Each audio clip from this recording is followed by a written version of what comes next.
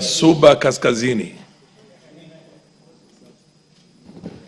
Akifuatwa na Mheshimiwa wa Dagoretti Kusini.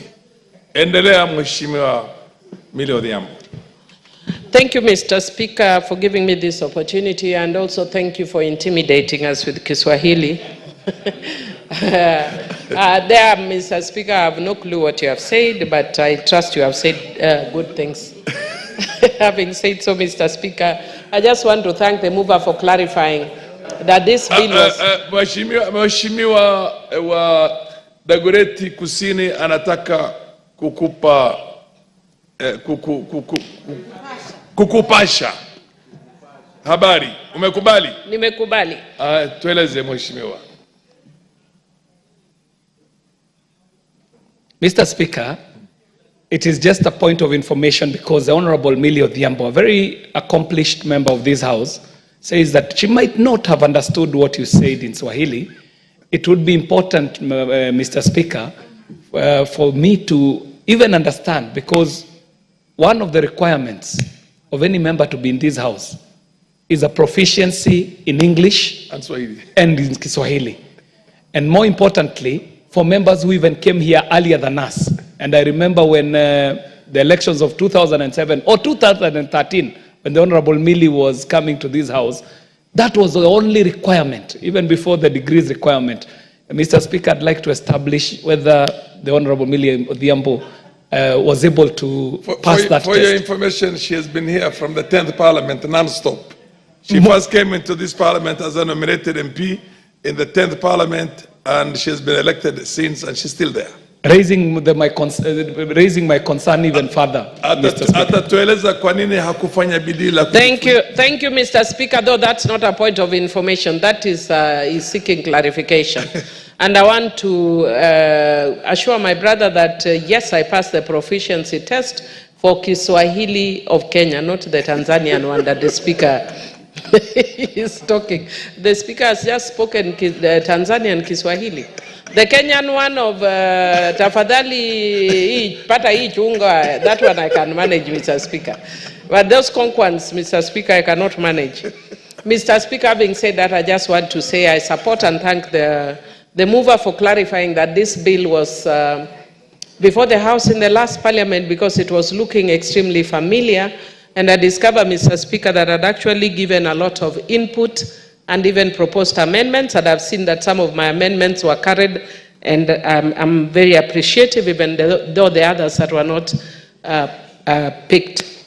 Mr. Speaker, I want to say that this bill, which is a Kenya National Library Services Bill, is very necessary. Post-2010, Mr. Speaker, library services have been devolved, and I want to agree with the members that are saying that the fact that it has been devolved does not mean that library should only be at the county levels. And Mr. Speaker, even at those county levels, we don't have libraries of a standard that would actually equalize what we'd be considering a library that should be in those counties. Mr. Speaker, in Homa Bay, for instance, there was a library that was promoted by Honorable Mama Ida Odinga, a very excellent library at Ogande Girls, and which is almost complete. And Mr. Speaker, I'd want to say that those are the kind of library standards that we would want in every county. And Mr. Speaker, I just want to say that we should then also devolve the libraries to our sub-county levels and even further. I have a program in my constituency called Dear Suba North, which is Drop Everything and Read Suba North, that promotes a culture of reading. And it's just that our CDF resources are less, but I'd hoped to even set up a mobile library using the boat that moves in the 7 islands of Suba North. We have 7 islands in Suba North that would move in the 7 islands to promote reading as a culture. I am an avid reader, but I'm also a writer, Mr. Speaker. I've only last week launched one of my books, Rigo Berigged. Currently, I'm concurrently writing 6 other books. I am a very passionate reader and writer. And Mr. Speaker, that is why, and the reason why I do this is because I know reading has actually enabled me to be who I am. I was lucky to have a mother who went to school at a time when women didn't go to school. And my mother encouraged a reading culture in our household. And because of that, most of us, even though she was a widow with 8 children, in fact, almost all of us went up to university, despite the fact that she was a widow, because she encouraged a reading culture in our lives. And I know that through digitization, which I actually proposed certain amendments in the earlier bill, through digitization, we have, or we can open up the world and get more information and get opportunities. Mr. Speaker, I'm actually trying to open my computer and my computer doesn't recognize me. Now this is the challenge of digitization. How can my own computer not recognize my finger? Oh, there. And not recognize my face. Mr. Speaker. Mheshimiwa Gogo, Dr. Gogo, anataka kukupasha ujumbe. Uko tayari? Mr. Speaker, only if they will compensate my time, or you'll compensate my time taken by KJ and Dr. Gogo, I don't mind being informed. That we are dealing with library services, which is about information. So I'm okay being informed, okay. Yes. And she's a PhD doctor, so she's learned. Thank you so much, Honorable Speaker, and I wanted to inform my sister not to forget her promise to donate books of Obi Rig to Rangwe constituency, which she just recently launched, and I wanted to celebrate her on that. But I wanted you to just to inform you so that it goes on record that I'm able to follow you. Thank you. Thank you, Mr. Speaker. Indeed, I will not only give the donate to Rangwe the book Rig of Birig, but I will also donate the book Rough Silk by Deborah Tendo, an amazing book, and I want to thank Kenyans for having this culture of writing and telling stories and speaking the unspoken that people have never spoken about. And so I will donate to your constituency the books, and we can twin and do a competition and our Dear Suba North program, where we have a spelling bee competition to encourage that reading culture.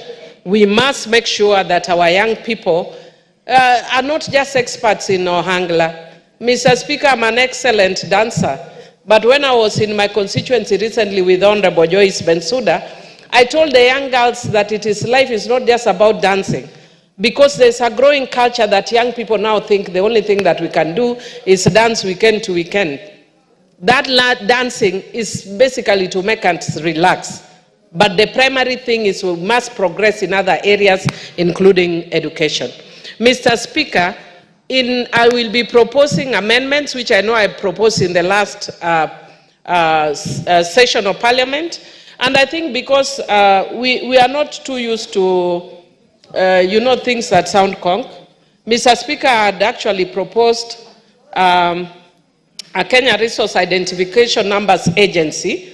And for those of us who are published, you can tell, you know that we have such an agency that actually sets standards to administer international standard resource identification numbers for books, serials, magazines, music, and other resources.